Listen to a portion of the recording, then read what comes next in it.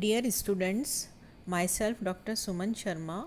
Today we will discuss oxidation of hydrocarbons in continuation of past lecture on oxidation. Now first slide shows epoxidation of alkenes. Alkenes का epoxidation होने पर हमको क्या product मिलता है. Epoxides are very easy to prepare via the reaction of an alkene with a peroxy acid. This process is known as epoxidation.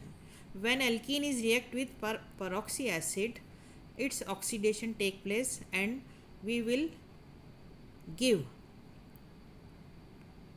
epoxide plus carboxylic acid.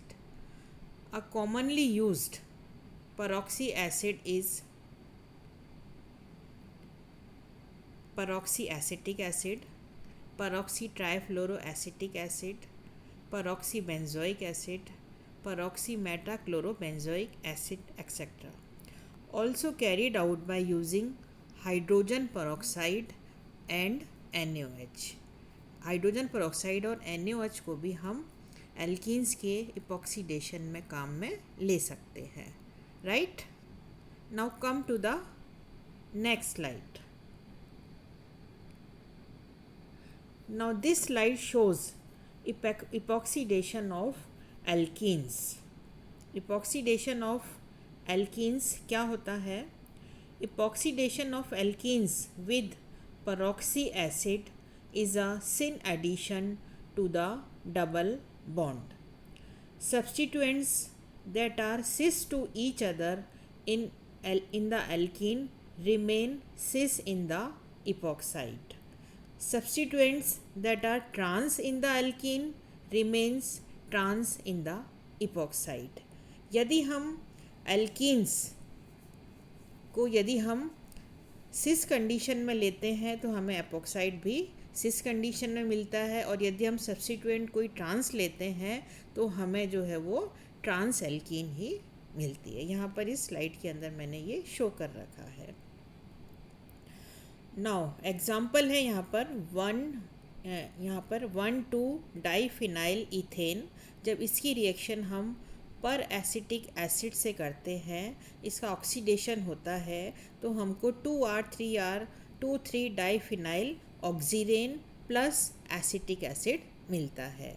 और यहाँ पर हम नीचे ये देख रहे हैं, नोट करने वाली चीज़ है कि यहाँ पर हमको आइसोमेरिक फॉर्म नहीं मिलता है फर्स्ट प्रोडक्ट का, that is 2R3S diphenyl oxirane. Right. Now come to the next slide. It shows epoxidation of alkenes in other manners. Oxidation of an oxygen atom from either side of the trigonal planar cis alkene leads to the same compound and a chiral meso compound that contains two stereogenic centres. Right. इसको हमने example देकर समझा रखा है कि Z ब्यूट 2इन जब react करती है पर एसिटिक एसिड से, उसका ऑक्सीडेशन होता है तो हमें मिलता है 2R3S डाईमिथाइल ऑक्सीरेन, और यहाँ पर oxygen is added above the plane, ये इसमें शो कर रखा है. और प्लस क्या मिलता है हमें?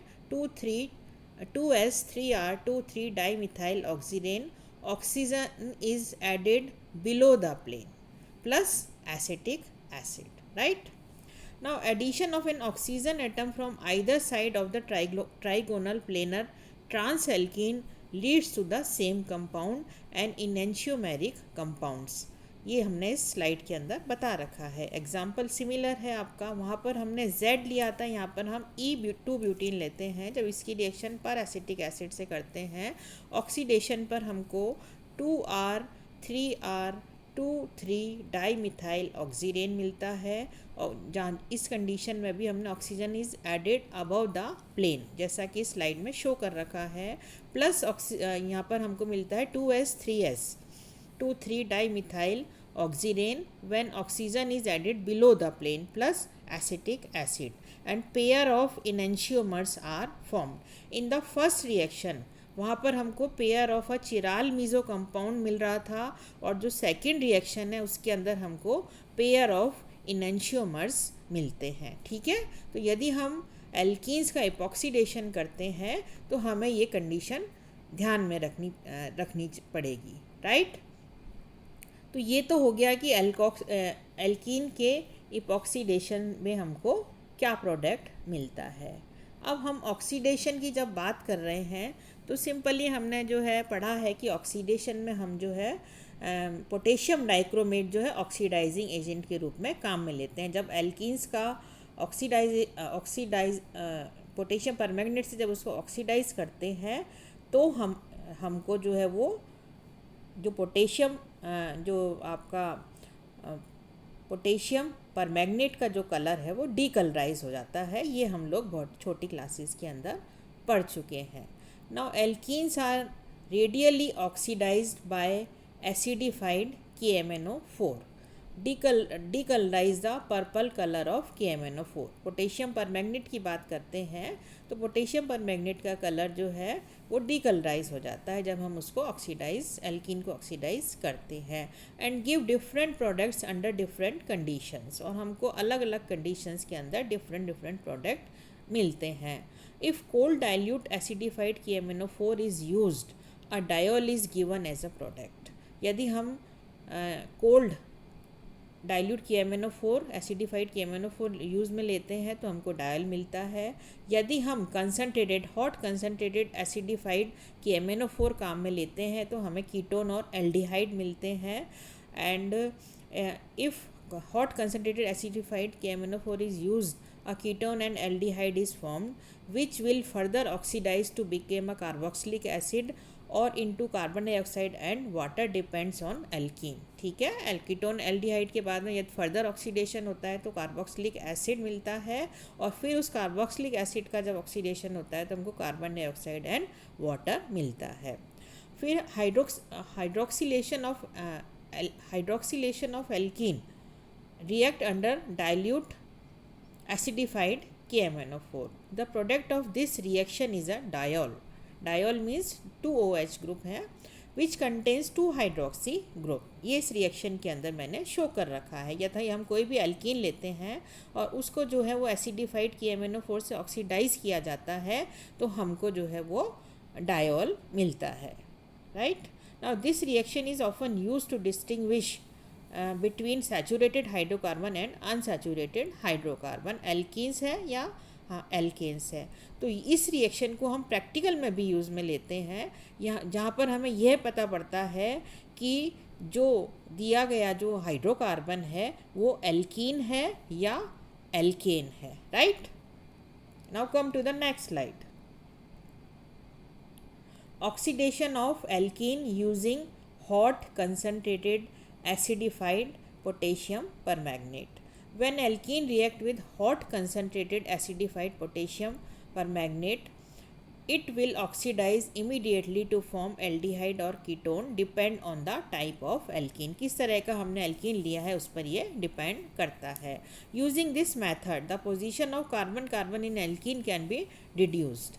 If the alkene is a 1 degree alkene, it will turn lime water chalky when the particular alkene is reacted with hot concentrated acidified potassium permanganate, right. Now come to the last slide. इस slide के अंदर मैंने एक table बनाकर आपको बता रखा है कि जो एल्कीन्स हैं उनका जब ऑक्सीडेशन किया जाता है, यहाँ पर हमने सब्स्टिट्यूटेड एल्कीन्स ले रखी हैं तो हमको क्या प्रोडक्ट मिलता है। फर्स्ट है आपकी एल्डिहाइड। यदि जब एल्कीन का ऑक्सीडेशन किया जाता है तो हमको एल्डिहाइड मिलता है। फिर उस एल्डिहाइड का जब आप ऑक्सीडेशन करते हैं तो कार्बोक्सिलिक एसिड मिलता है। इस रिएक्शन में मैंने आर जो है वो आपका कोई भी सब्स्टिट्यूटेड हाइड्रोकार्बन हो सकता है। फॉर एग्ज़ाम्पल फर्स्ट जो है example that is methanal. Methanal का जब ऑक्सीडेशन होता है तो हमको मीथेनोइक एसिड मिलता है, और मीथेनोइक जो एसिड है वो वापस से ऑक्सीडाइज होकर कार्बन डाइऑक्साइड और पानी देता है।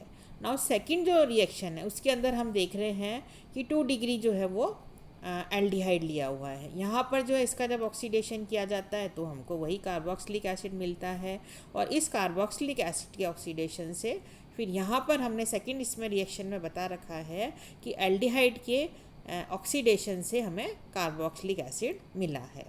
फिर है हम यहाँ पर कीटोन लेते हैं, ठीक है। यदि कीटोन लेते हैं तो कीटोन का फर्दर ऑक्सीडेशन पॉसिबल नहीं होता है, और यहाँ पर आगे कोई रिएक्शन नहीं होती है। यदि हम 3 डिग्री जो है 3 एंड 2 डिग्री जो है एल्कीन्स लेते हैं तो वहाँ पर जो है कीटोन बनता है और कीटोन का फर्दर ऑक्सीडेशन नहीं होता है, ठीक है। और लास्ट जो है लास्ट जो एग्जांपल हमने दे रखा है वो कीटोन का दे रखा है कि कीटोन का भी फर्दर ऑक्सीडेशन नहीं होता है जब हमने 3 डिग्री एल्कीन रखी। ये टाइप ऑफ एल्कीन्स है जो मैंने 1 और 2 डिग्री आपको बता रखे हैं। तो यहाँ पर भी जो कीटोन है उसका कोई फर्दर आगे ऑक्सीडेशन नहीं होता। इस तरह से बहुत से एग्जाम्पल लेकर हम जो है वो ऑक्सीडेशन को समझा सकते हैं, राइट। Thank you students.